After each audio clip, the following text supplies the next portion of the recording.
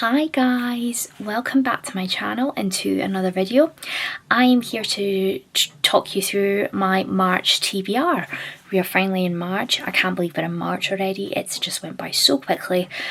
I will be taking part in mainly two readathons in March this year, which will be the final book support group, which is hosted by Steph from Steph Loves, and also the F1 readathon, which is Steph's Patreon readathon. So those are the two readathons I will be taking part in. So I have picked out a few books for each of the readathons, and I'm really excited for my TBR.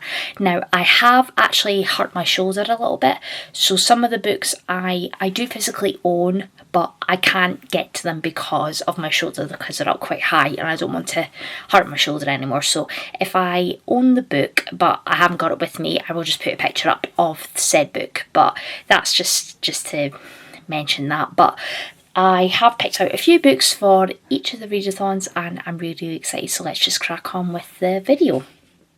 Okay guys, so to start off with, we have the final book support group, which as I mentioned is hosted by the lovely Steph from Steph Loves. I'll leave Steph's channel down below if you wanted to go and check it out. But final book support group, if you've never heard of it, it's basically a support group where it's encouraged for you to help you through those final books in a series or continue on with series that you haven't managed to carry on with, and it's a really fun readathon. So it will be a week-long readathon which will be running from the 18th to the 24th of March. There is a bingo board and I'm going to try and do the bingo board if I can, but I have picked out a few things that could work for the bingo board, but I'm not pressuring myself to do the whole thing. I mean, I've picked out books that could work for the bingo board, but I'm just going to read what I can this week and I am really excited. So to start off with, I actually do have a final book that I'm really excited to get to because I just finished the second book in February and I really enjoyed it. I gave it 4.5 stars, but the book is Things We Left Behind by Lucy Score. This is the third and final book in the Knockmount series and I have really enjoyed this series. I gave book 2, Things We Have from the Light, 4.5 stars, so I'm really excited to wrap this series up. So I can't tell you too much about this one because each of the books directly follow on from each other, so I don't want to spoil it for people, but we are following Lucian and Sloane. And the tagline says, "There was only one woman who could set me free, but I would rather set myself on fire than ask Sloane Walton for anything." So that's all I'm going to say about this book. So we have met Lucian and Sloane in the other two books, so I'm excited to see where this one goes. And I think it's definitely going to be enemies to lovers, which is definitely my favourite trope in romances. So that I'm definitely going to hopefully read this a final book support group, and this is a final book, so I will wrap up the series. And yeah, I'm really excited for this one. So the next book I would like to try and get to in the week of final books program is a book I've had definitely a funny relationship with, but the book is actually Steph's Patreon buddy read for the month of March and April. March and April, and I have loved this author's newer book, Divine Rivals, and if you haven't guessed it, it is A River Enchanted by Rebecca Ross. And I got this gifted to me by the lovely Demi for Christmas, so thank you Demi for gifting this to me. And she also gifted me book 2, which is A Fire Endless, and I started this last year and I think I only maybe got 50 pages in and I put it down and I didn't get back to it, so I'm going to go back to the start and give it another try because I really want to love this book. So we're following in this world Jack and Adaria, I think that's how you pronounce it, and I think it's enemies to lovers and there's magic and it's I think it's like Celtic mythology, Scottish mythology kind of inspired. So yeah, I'm really excited to give this one a try, so hopefully I love this one as much as Divine Rivals. Okay guys, so next up is a book I am so excited to hopefully get to in March, and it is the second book in the Boys of Tommen series. It is Keeping 13 by Chloe Walsh. I read Binding 13 in February and I gave it 5 stars. I'm absolutely obsessed with it. And I can't tell you too much about Keeping 13 because it's obviously the second in a series, but we're basically following Johnny and Shannon in this book, and it is definitely a slow burn romance. Definitely check your triggers for domestic abuse, bullying, physical and mental bullying, anxiety. So do look out for yourselves if you are thinking of picking up this book.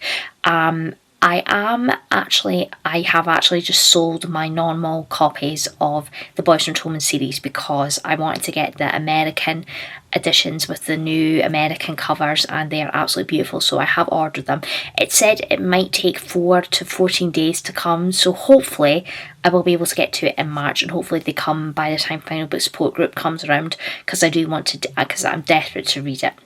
But obviously I obviously don't have a physical copy to show you, so I will have to put a picture up on the screen, but it's fine. But I am so excited to carry on with this series, and I think the next 2 books in the series after Keeping 13 follow a different couple, so I'm really excited to see where the series is going to go, and yeah, I'm so excited to carry on with this series. Next up is actually a reread that I've been meaning to do for a long time, so I can actually continue on with this series in question. I do own the actual books, but they're in a place where I can't get it because of my shoulder, but I will put a picture up. It is the first book in the Greatcoat series by Sebastian D. Castell, which is Traitor's Blade.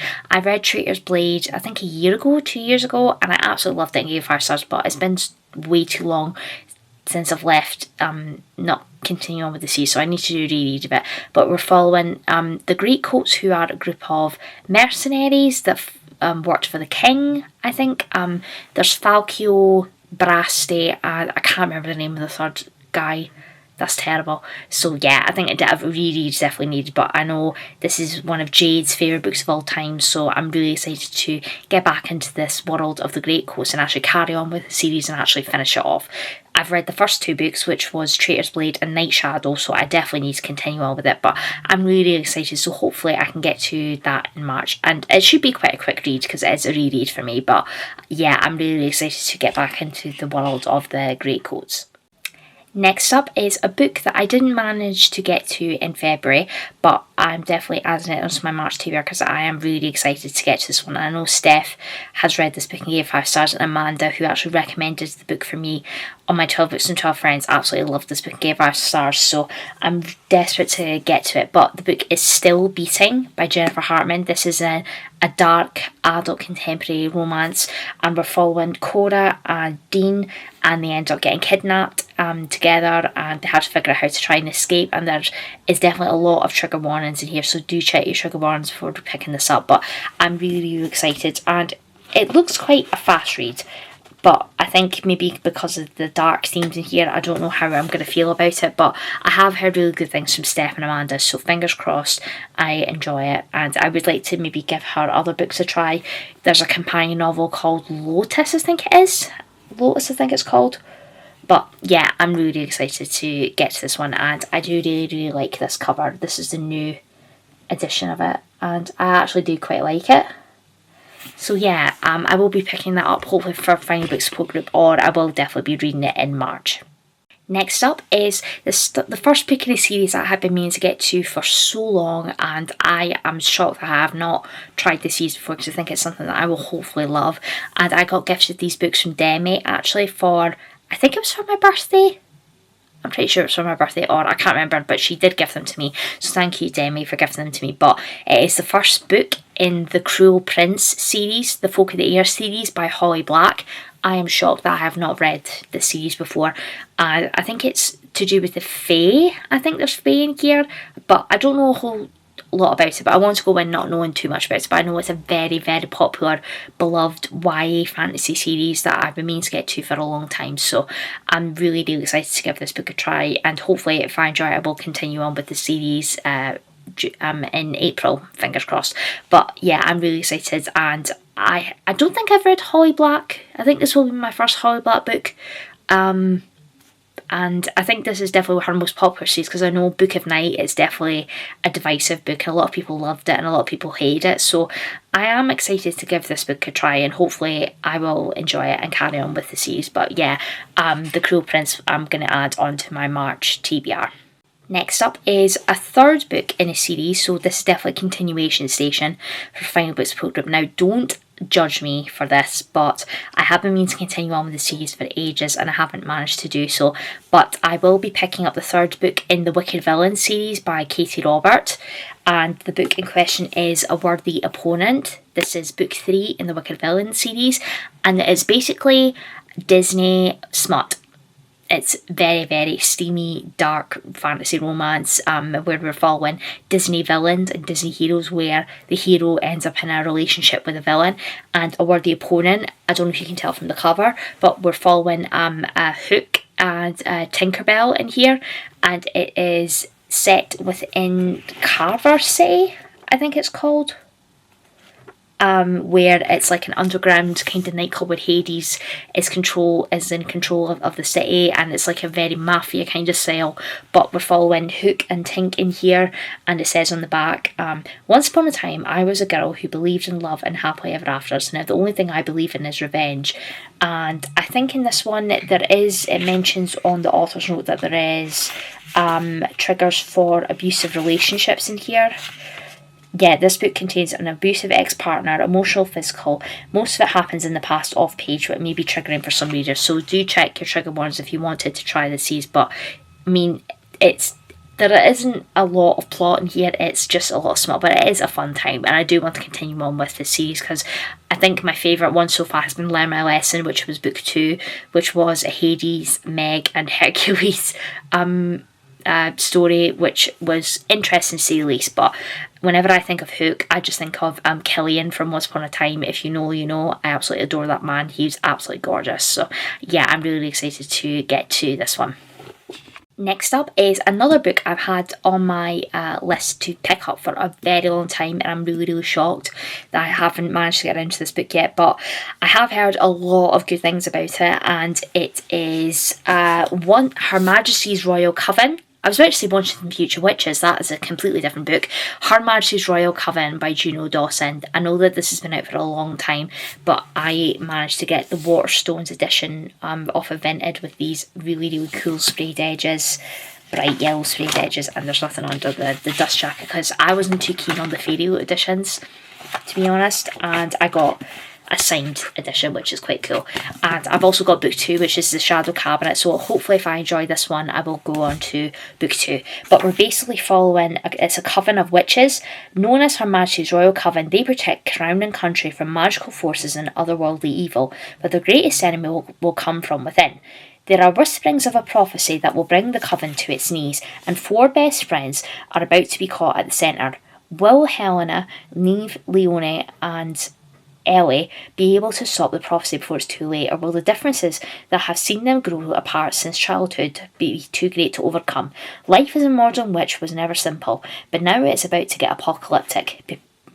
Prepare to be bewitched by Juno Dawson's first adult series, a story of ancient prophecies and modern dating, of sacred sisterhood and demonic frenemies. So it does sound like a lot of fun. I think I've heard it's sapphic as well, which is great to see because I haven't read a lot of sapphic books before, but I'm really excited and it looks like a lot of fun, so I'm really excited to get to this one in March. And it definitely looks very like spring to me, like the bright pink and the bright yellow, so yeah, I'm really excited to give this one a try.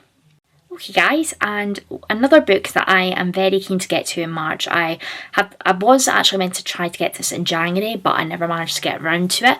But I have heard a lot of great things about this series and this author's writing, so fingers crossed I will manage to get to this book in March. But the book in question is Once Upon a Broken Heart by Stephanie Garber. This has been out for a long time, so I think this is, I don't know if it's a prequel or a sequel to the Caraval series, which I haven't read before, but I think you can go into the Once Upon a Broken Heart series without reading Caraval, so fingers crossed I should be okay to do that. But we're following the main character, Evangeline I think she's called, and the love of her life, the boy that she's in love with, and is getting married and she's not happy about it, so she decides to make a deal with Jax, I think the character's called, who's like, I don't know if he's like a demon or like a spirit or something. I don't know too much about it, but I'm assuming that there's a romance that happens and it sounds very whimsical and fairy tale like, and I love books like that I've got those fairy tale vibes. So fingers crossed I managed to get to it in March. I think it'll be quite a fun time, and it's quite a short one, so fingers crossed I will be able to get to it. But yeah, Once Upon a Broken Heart I'm going to add on my March TBR.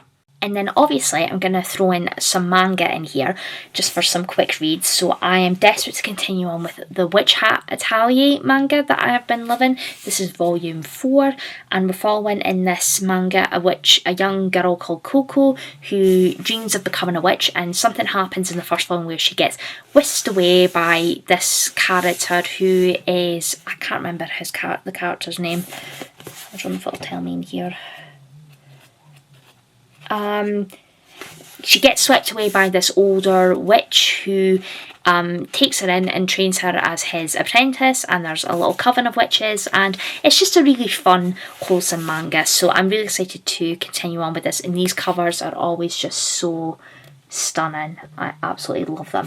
So yeah, I would like to continue on with volume 4 in March for Finding Book Support Group, because I'm pretty sure there is a prompt for reading a manga or a graphic novel. So yeah, I'm definitely going to read Hat Italia volume 4 during Final Book Support Group. Okay guys, and the last book that I wanted to mention that I would like to get to in March is the Middle Grade Magic Book Club pick for March, and I'm really excited for this one because this book was the Waterstones Book of the Year, I think, last year, if I remember correctly, but I have heard amazing things about this book. I don't own it physically, so I'm going to read it on my Kindle, but the book is Impossible Creatures by Catherine Rundle. I have seen this book everywhere and I have heard such amazing things about it. So I have the synopsis up on my phone because I don't own a physical copy of it. So it says in the synopsis, "It was a very fine day until something tried to eat him. A boy called Christopher is visiting his reclusive grandfather when he witnesses an avalanche of mythical creatures coming tearing down the hill. This is how Christopher learns that his grandfather is the guardian of one of the ways between the non-magical world and a place called the Archipelago, a cluster of magical islands where all the creatures we tell of in myth live and breed and thrive alongside humans. They have been protected from being discovered for thousands of years now. Terrifyingly, the protection is worn thin and the creatures are breaking through. Then a girl, Mal, appears in Christopher's world. She is in possession of a flying coat, is being pursued by a killer, and is herself in pursuit of a baby griffin. Mal, Christopher and the griffin embark on an urgent quest across the wild splendour of the archipelago, where sphinxes hold secrets and centaurs do murder, to find the truth with unimaginable consequences for both their worlds. Together, the two must face the problem of power and of knowledge and of what love demands of us." So that sounds amazing, and I have heard amazing things about it. And I've had a look on Goodreads and it's mainly 5-star reviews, so I'm really excited to get to this one. So fingers crossed this could be the first 5-star from Middle Grade Magic for me, because last year it was Skandar and the Unicorn Thief. So fingers crossed this one could be a 5-star, and I'm really excited. Okay guys, so I'm going to move on to my TBR for the F1 Readathon, which will be running from the 9th to the 10th of March. It's going to be a 48-hour round, and I'm really excited. But for this round, I'm going to try and do something a little bit different. I have decided to do this F1 Readathon reading some of Steph's favourite books and make a video out of it, so I'm really excited. So I'm going to share with you the books that I'm planning to read for that 48-hour round reading. There is a bingo board that Steph has made up for the F1 Readathon, which is a mix of reading prompts and self-care prompts, so I'm really excited to give this one a try. And I think most of these books I can match up to the prompts, which is really exciting. So I'm going to start off with my most anticipated read, and I have been so excited to pick this up since I got it, and I know Steph read it in January, I think she read it. Yeah, in January, and she gave it 5 stars because she got an arc of this book. But I have been so excited to pick this up ever since I got it, and the edition is just absolutely stunning. But the book is A Fate Inked in Blood by Danielle L. Jensen. This is the first book in a new duology series from Danielle Jensen, and I know that she has done the Bridge Kingdom series, and I am really intrigued about that series if I love this one. But we're following our main character Freya. It is Norse mythology inspired, and Freya spends her days gutting fish, but dreams of becoming a warrior and of putting an axe in her boorish husband's back. Freya's dreams abruptly become reality when her husband betrays her to the Reason's Jowl, landing her in a fight to the death against his son. To survive, Freya is forced to reveal her deepest secret. She possesses a drop of a goddess's blood, which gives her magic capable of repelling any attack. A magic that was foretold would unite the fractured nation of Skylands beneath the king, the one who controls the Shield Maiden's fate. Believing he's destined to rule Skyland, the fanatical Jarl binds Freya with a blood oath and orders his son Bjorn to protect her from their enemies.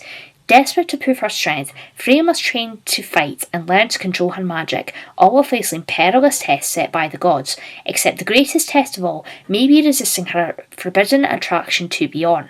If Freya succumbs to her lust for the charming and fierce warrior, she risks not only her own destiny but the fate of the people she is sworn to protect. So I am so excited to read this for the F1 readathon, and I can't wait. I honestly cannot wait in this edition. It's just absolutely stunning. It's so beautiful. And I can't wait. So I am so excited to get to Fate Inked in Blood for the F1 readathon. Next up is a book I am so excited about, and Steph got an arc of this book recently, and it's an F1 romance, Formula 1 romance, and I've never read an F1 romance before, but she got an arc of this book and she gave it 5 stars. And the book in question is Lights Out by Kayla James. It's only just recently come out, and Steph said that the main male MC is very, very reminiscent of Charles Leclerc, who of course, if you don't know, is my favourite F1 driver. I absolutely adore him, so I'm so excited. And I don't want to know too much about this book, but I know it's an F1 romance between 2 F1 drivers, female and a male F1 driver, and I think Steph said that this is probably the most accurate F1 romance because she's read a few of them before. They're not completely accurate on like the F1 kind of the actual sport itself, so I am so excited to get to this one and to read it for the F1 reason, because it couldn't have been more perfect timing for me to pick this up. So yeah, I am so excited for this book. Next up is another book that Steph has recommended to me for my 12 Books from 12 Friends, and this one is another sports romance. It's an ice hockey romance, and it is Breakout by Breakout by Kylie Kent. This is a sports mafia romance between an ice hockey player and the daughter of the ice hockey team. And yeah, I have heard really good things about it from Steph because she read it. She flew through it one night and gave it 5 stars. And yeah, I'm excited to give this a try because I've never really read a hockey romance that I've enjoyed. So fingers crossed. It's more of a darker romance, so hopefully this could be a bit more up my street. But yeah, I'm really excited to get to this one, and yeah, just really excited for all these picks for the F1 readathon. And I just wanted to quickly mention I would like to do another manga in the F1 readathon, and it's going to be Hat Italia Volume 5. I just love these covers, they're just absolutely adorable, so it will be continuation station for this one as well. But yeah, I'm really excited to continue on with this manga, so we're just following Coco as I've mentioned previously, and yeah, I'm really excited for this one. Okay guys, and the last book that I'm going to add onto my March TBR is definitely something that's way out of my comfort zone anyway. I asked Steph to recommend me either a thriller or a horror that she thinks I would like, and she recommended to me The Last House on Needless Street by Catriona Ward. I think that's how you pronounce her surname. This, Steph, she originally DNF'd it, but then she decided to give it another try and she ended up giving it a 5-star. It's definitely a very weird kind of I don't even know how to describe it. So I've got the synopsis up on here, so it's definitely, I don't know if it's more on the horror side or the thriller side, but I'll read the synopsis just to find out what this is about. So this is the story of a serial killer, a stolen child, revenge, death, and an ordinary house at the end of an ordinary street.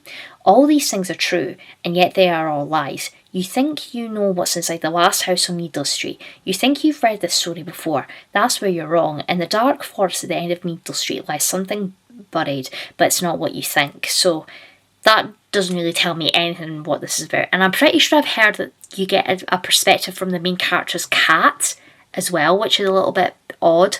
So, but I'm intrigued to give it a go, and if Steph loved it, because I think me and her, we've got similar tastes in books, so fingers crossed I enjoy it as much, I liked it as much as she did. So that's going to be my last book for my March TBR.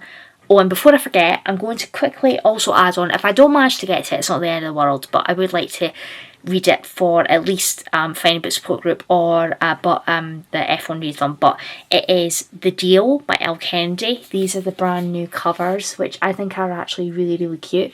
So this is an ice hockey romance, and I know Steph has actually read the series as well, so if I could include it in that blog as well, that would be great. So we're following the main character Hannah and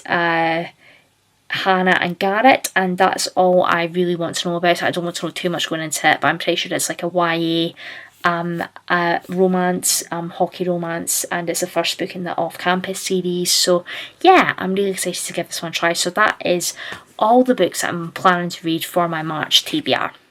Okay guys, so that is my complete March TBR, and I'm really excited for everything that I'm planning to pick up. So let me know what you guys are planning to read on for March. If you're planning on taking part in the Final Book Support Group, let me know on what you're planning to read for it.